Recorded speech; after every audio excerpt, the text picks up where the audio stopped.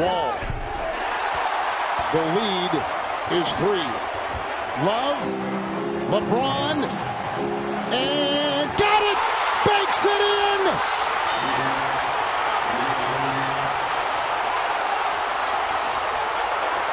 Wow.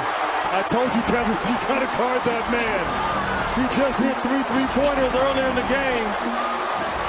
That looked like Christian Laettner. I had to say that with you by my side. That's right. That shot might have been a little bit more difficult than Laettner's shot. Jaw-dropping Beal there. 3.